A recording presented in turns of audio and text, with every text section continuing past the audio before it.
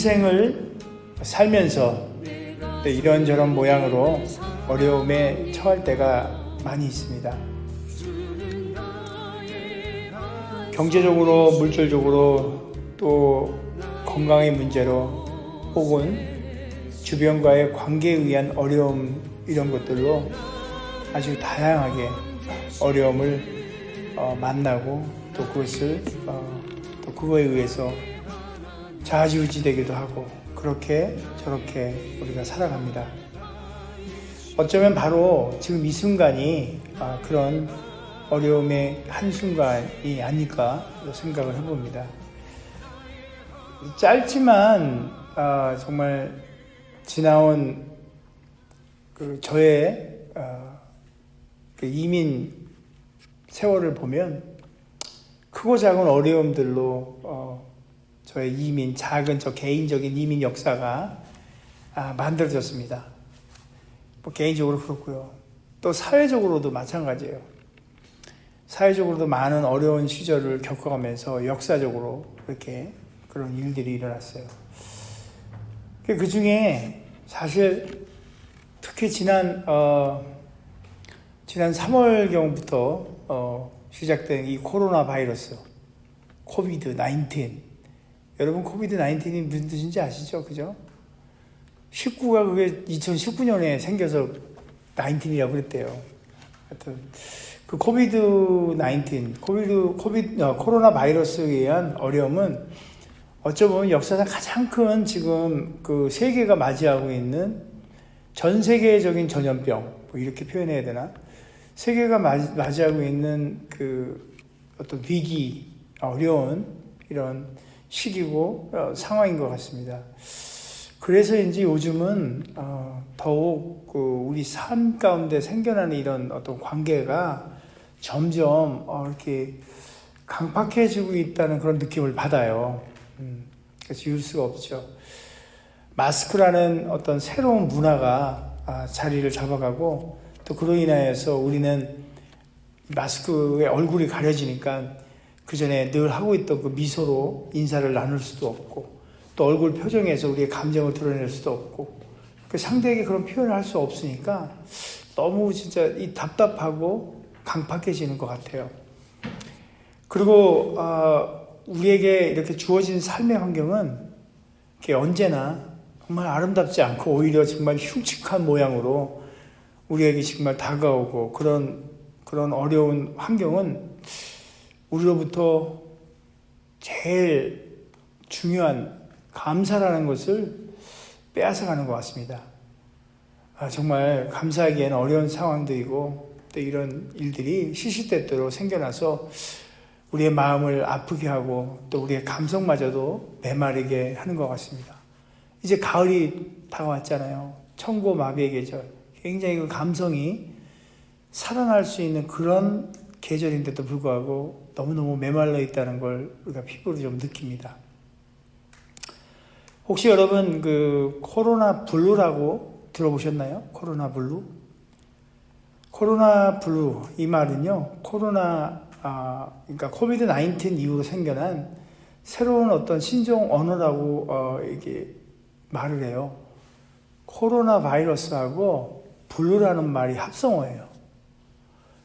그러니까 코로나 블루를 한마디로 표현하면 그러니까 블루가 좀 우울한 이런 표현이 되어 있거든요. 그래서 코로나 바이러스로 인한 새로운 생겨난 하나의 병증 같은 건데, 이거를 코로나 블루라고 부르고, 이것을 코로나 우울증이라고 그렇게 표현을 하고 있어요.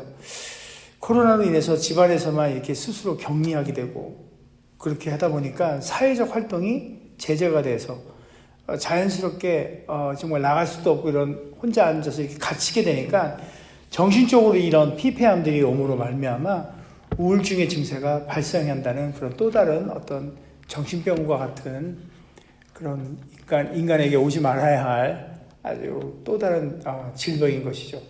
사람은 사회적으로 활동도 하며 살아가야 하는데, 그렇지 못하고 혼자 그렇게 주변의 환경에 의해서 고립되어 생기는 이런 정신병의 일종인 것이죠. 많은 부분에서 우리 사람들은 주변의 환경에 많이 영향을 받습니다. 현재 지금 있는 이 코비드만 봐도요, 이 환경만 봐도 새로운 문화가 생겨나고 또 인류의 그 문화의 패턴이, 삶에 대한 어떤 패턴이, 또 삶에 대한 어떤 생각에 대한 패러다임들이 이게 지금 시프트가 좀 바뀌는 것 같아요. 그래서 환경에 의해서 엄청난 영향을 받으며 살고, 또 심지어는 개인적으로는 이렇게 병까지 얻게 되는 그런 일들이 생깁니다. 이런 어려운 상황에 이렇게 처하고 어려운 환경에 이렇게 둘러싸이다 보면 대부분의 사람들은 쉽게 마음적으로 고립이 되고 정신적으로 우울해지면서 자신에 대해 낙심하게 되고, 또 살고자 하는 그 의욕마저도 쉽게 잃게 됩니다. 이런 어려운 환경이 점점 진짜 길어지면 길어질수록 심한 경우에는 진짜 그 우울증이 생겨나기도 하죠. 근데 여러분, 그 우울증이라는 게 참 어려운 병인데, 또 우울증이 생기기 전에 이 전조 증세가 있어요. 전조 증세. 그게 뭐냐면, 한번 제가 말씀드려 볼게요. 한번 생각해 보세요. 그 전조 증세의 하나로 우리 입술에 불평이 생겨요. 불평의 말이 모르는 사이에 불평하게 돼요. 우리의 마음속에 환경에 대한, 내 주변에 나한테 주어진 조건이나 여건에 대해서 그거에 대한 불평이 생겨요. 그리고 그 불평의 마음이 원망이라는 마음으로 또 이렇게 커지는 거죠. 그렇게 마음이 커져서 원망으로 퍼지게 되고 변하게 되면 그 원망은 끝없이 자기 자신과 막 부딪혀요. 그러면서 우울한 정신세계로 빠져들게 돼요. 그러니까 이 우울증의 전조 증상은 나를 돌아볼 수 있는 것 중에 하나가 바로 내가 지금 현재 불평을 하고 있는지, 그 불평을 하고 그리고 불만 가운데 있는지, 그리고 내가 그것을 원망하고 있는지, 이 상황들을. 그러면은 여러분, 그렇다고 해서 모두가 다 우울증이 걸리는 건 아니고요. 그런 증세가 있으면 깨달으시기 바라요. 깨달으시고, 이거 혹시나 그러면 안 되지, 이렇게 생각하시기 바라요. 왜냐하면 진짜 우리는 우울증이 되기 전에 반드시 그것을 벗어나야 합니다. 그런데 말입니다, 이런 낙심하고 불평하고 원망, 이런 것들이 주변에 있는 이 환경에 의해서 생겨나는 것이 아니에요, 사실. 좀 전에 막 원인이라고 제가 얘기 들었는데 또 아니라고 지금 얘기했잖아요. 이게 지금 무슨 말인가 싶은데 한번 들어보세요. 어떤 사람이 어떤 일을 이제 하려고, 이게 한 가지 예이긴 하니까, 어떤 사람이 어떤 일을 해요. 이게 무슨 일이냐면, 오늘 내가 누군가를 만나서 그 사람과 즐거운 식사도 할 것이고 뭐 여러 가지 일이 있어요. 그런데 코로나 바이러스라는 것 때문에 우리가 못 나가, 집 밖에. 우리 스테이 홈이라는 게 있었잖아요. 딱 갇혀 있는 거예요. 그래가지고 이 좋은 일을 못하니까 불평이 생기는 거예요. 불평이 마음속에, 내가 나가서 맛있는 것도 먹고 그 좋은 사람도 만나고 이렇게 즐겁게 보내야 될 내 삶을 이 코로나 바이러스 이놈의 환경 때문에 내가 못 나가서 내가 즐기지도 못하네. 불평이 생기는 거죠. 더 깊게는 그 우한인가요, 거기가 지역이? 그러면서 어떤 사람은 이제 중국 사람이 어쨌느니 미국 사람들은 동양 사람만 보면 중국 사람인지 한국 사람인지 일본 사람인지도 모르니까 동양 사람만 보면은 그냥 코로나처럼 생겼다고 그렇게 하는 분도 계시고. 그런 불평들. 자, 그 불평들, 환경에 의해서 불평이 나온 건가요? 이렇게 생각해 보세요. 만약에 그 상황을 다르게 생각하는 거예요. 그래? 야, 이참에 내가 좀 쉴 수가 있겠구나. 너 이참에 딴 걸 할 수 있겠구나. 그쵸? 저는 환경에 의해서 오는 그런 것이 아니라 내 선택에 의한 결과라고 봐요, 불평은. 내가 불평하기를 선택을 하면 불평하게 되는 거예요.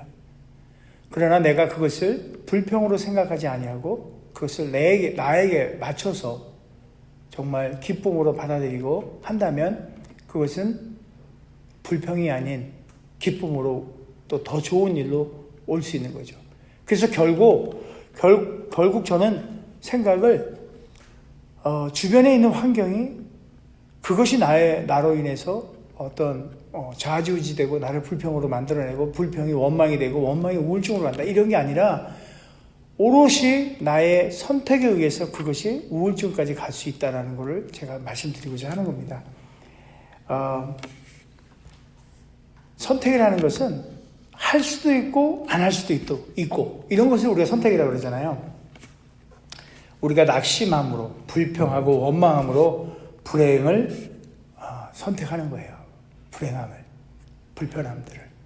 환경이 아니고 우리가 스스로 낙심함으로 불평함을 선택하며 원망하고 그로 말미암아 불행을 또 선택하게 되는 거예요. 그러지 않았으면 하는 거죠.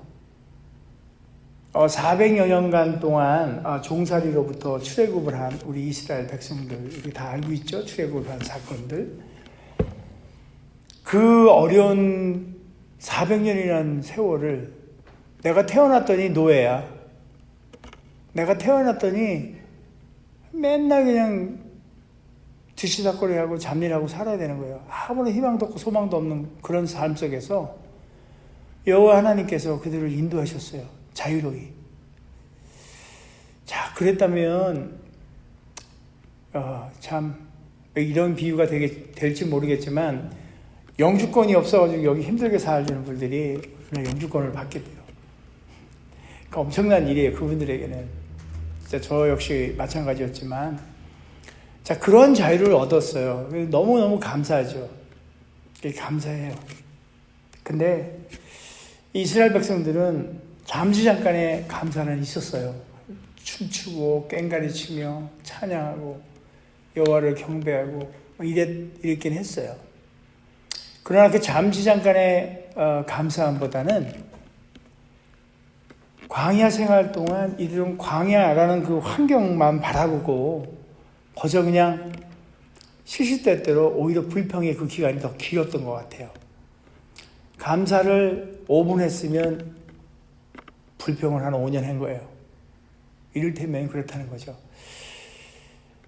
이 환경만 바라보면 그 환경에 대해서 내가 탓을 하고 또 내가 그것을 불평하는 쪽으로 선택을 해버리면 끝없는 불평 가운데 불만 가운데 원망 가운데 있다 보면 거기에 사로잡혀 내가 정말 불행이 되는 거예요. 우울한 그런 상태로.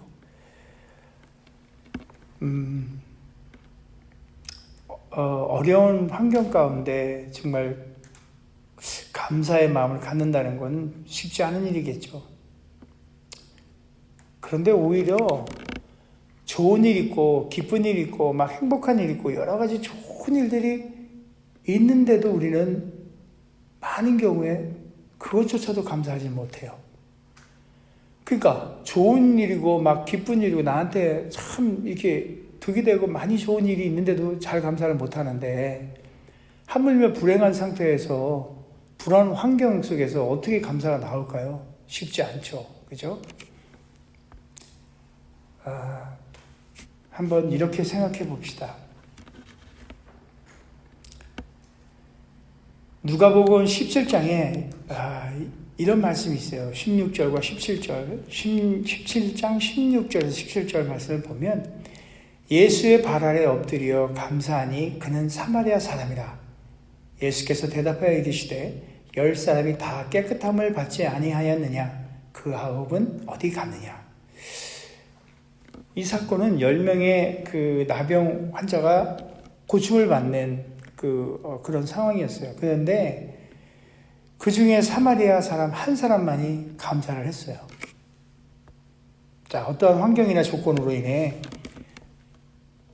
그들이 9명은 그 환경이 이제 나아졌잖아요. 엄청나게. 근데 감사하지 못하고 어떤 한 명만, 그 한 사마리아 그 한 사람만 감사했어요. 그게 환경에 의해서 그 사람이 감사했을까요? 저는 그 사람의 품성이라고 봅니다. 성품이라고 봐요. 그러니까 이렇게 표현할 수 있어요. 어떤 환경이나 조건으로 인해 감사하기보다는 감사하는 성품을 소유한 자들이 감사하는 거예요. 그러니까 그런 사람이 돼야 돼요. 우리는 그리스도인들은 그 성품. 왜? 우리는 예수 그리스도의 제자이고 또 하나님의 자녀이고 예수 그리스도를 닮아가야 되는 거잖아요. 그래서 예수 그리스도의 성품인 바로 감사하는 성품. 이것이 환경에 치우치지 아니하고 어떠한 곳에도 불행이나 불만이나 원망이나 불평이나 이쪽에 치우치지 않는 그런 선택을 할 수 있는 방법인 거예요.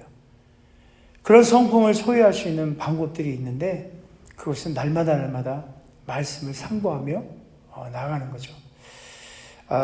또 고린도후서 4장 15절에 이런 말씀이 있어요. 이는 모든 것이 너희를 위함이니 많은 사람의 감사로 말미암아 은혜가 더하여 넘쳐서 하나님께 영광을 돌리게 하려 합니다. 모든 것을 우리를 위함이라는 얘기예요. 우리들을 위함이에요. 감사하게 하는 그 감사조차들도 모든 걸 다 우리를 위함이라고 말씀하는 거죠. 여러분 한번 생각해 보세요. 출애굽을 할 때 이스라엘 백성들은 광야 태양볕이 그냥 내리쬐고 밤에는 막 너무 춥고 뭐 이런 아주 험악한 환경이에요. 그들은 그것만 봤기 때문에 그 환경, 광야라는 어쩌면 우리가 살고 있는 지금 이 세상이 광야와 같은 삶이다라고 어떤 분들이 얘기해요.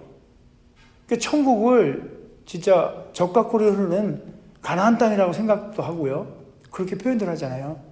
자, 우리가 이런 광야와 같은 이 세상을 그것만 바라본다면 정말 불평뿐이 안 나와요. 이스라엘 백성처럼.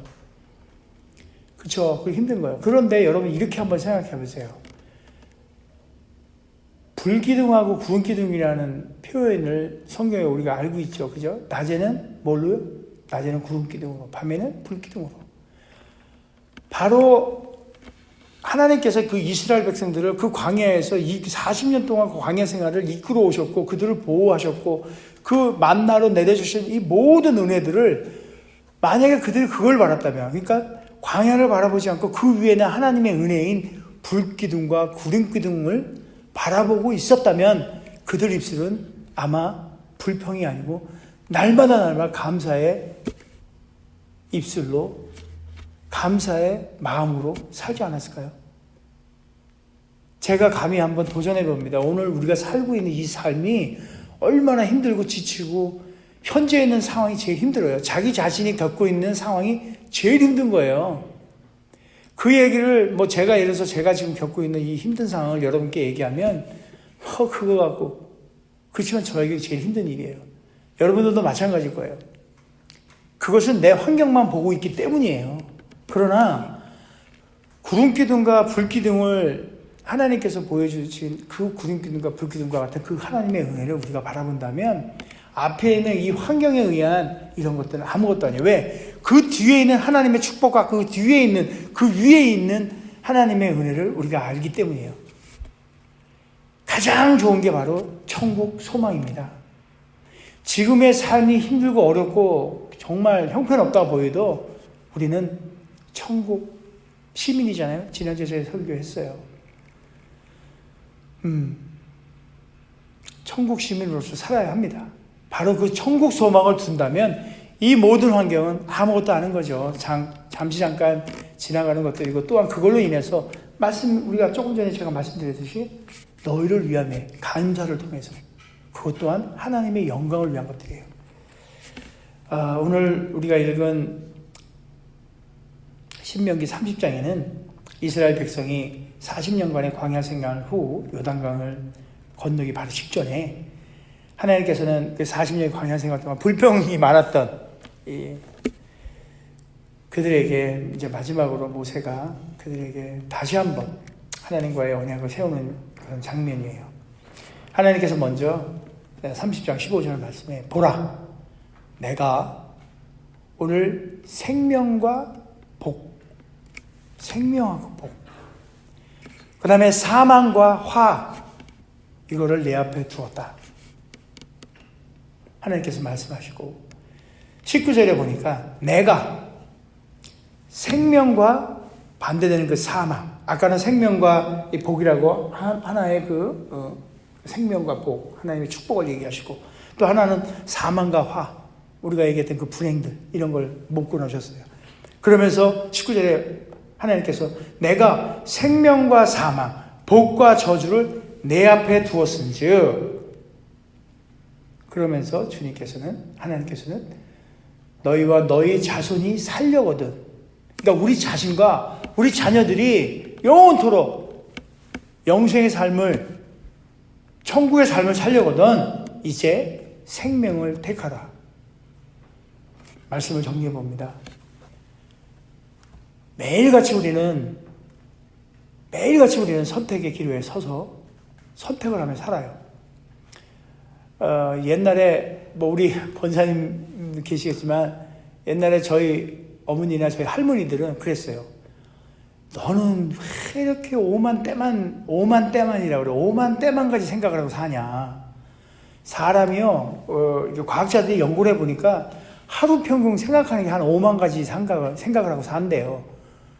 우리 할머니들은 배운 것도 없으신 분들인데, 이 과학자들 진짜 돈 엄청 들여가지고 계산해 보니까 한 사람이 한 5만 가지 하루에 생각한다는데, 우리 할머니들은 배운 것도 없으신 분들이 어떻게 그렇게 다 아셨을까? 지혜가 참 충만하신 분들이에요. 그래요. 우리 사람들은 하루에도 5만 가지 생각을 하면서 그걸 또 선택을 하고 살아요. 환경을 보면서. 우리 그러지 않았으면 좋겠어요. 매일같이 있는 이 선택을 어떤 식의 선택을 할 것인가? 환경을 보고 선택할 것인가? 저기 있는, 바로 우리 눈앞에 있는 하나님의 은혜를 보고 선택할 것인가? 하나님의 끝없는 사랑으로 예수 그리스도, 십자가의 예수 그리스도를 보내주신 저 십자가를 보며 선택할 것인가? 기준은 간단합니다. 주님의 사랑, 주님의 은혜, 천국 소망, 이걸로 기준 삼아 여러분의 인생을 선택해 나가는 여러분이 되었으면 합니다.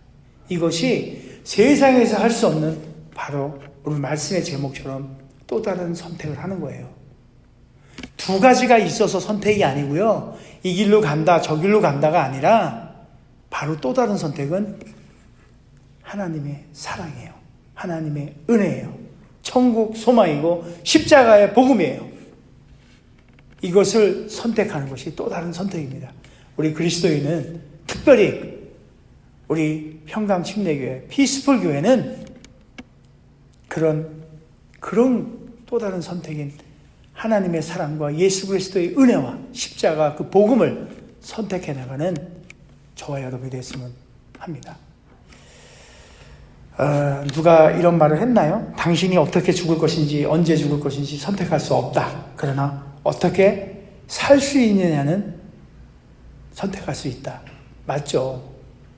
바로 우리가 선택할 수 있습니다. 우리의 의지로 하나님의 은혜를 날마다 선택하고, 예수님처럼, 예수님이 선택한 것처럼 사랑의 선택, 생명의 선택으로 정말 그리스도인으로서의 그 복된 삶을 선택하시고, 그렇게 하라고 하셨던 주님의 명령을 지켜내는 삶을 살아내시기를 주님의 이름으로 축복합니다. 기도하겠습니다. 세상에 보이는 것들을 통해서 이쪽 저쪽 선택하는 것이 아니라 주님만 바라보며 하나님의 은혜를 선택하라고 주님께서 말씀하신 걸 들었습니다. 이제 우리의 삶이 이것저것 선택하는 것이 아니라 바로 주님을 선택하는 삶이 되게 주님 도와주시고 인도하여 주시옵소서. 이 시간 아버지 하나님, 우리의 힘이 되신 주님만 의지하고 나아갑니다. 주님 도와주시고 믿사옵고 사랑하신 우리 주 예수 그리스도의 이름으로 간절히 기도합니다. 나의 힘이 되신 여호와여, 내가 주님을 사랑합니다. 주는 나의 반석이시며 나의 요새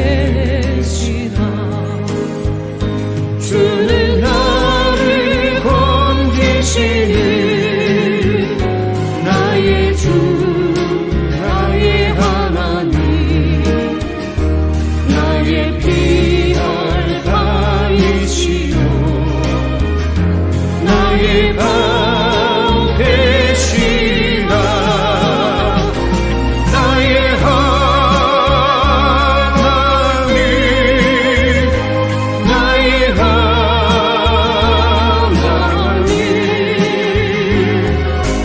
구원의 뿌리시오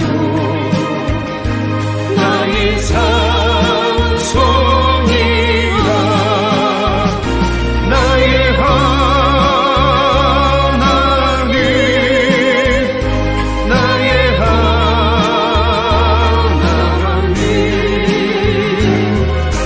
그는 나의 여호와 나의 구세주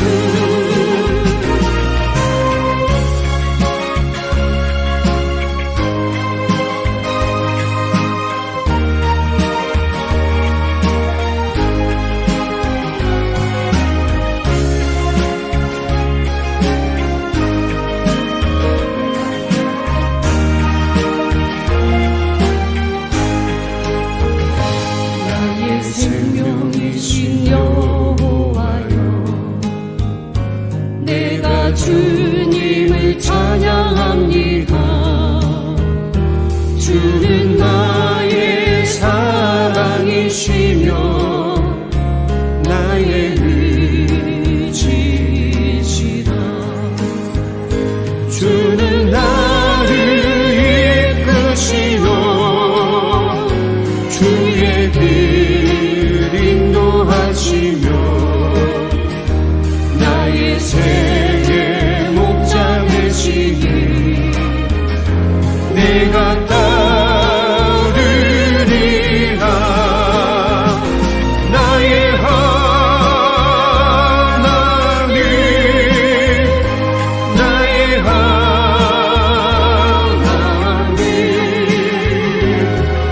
생명의 면류관으로 내게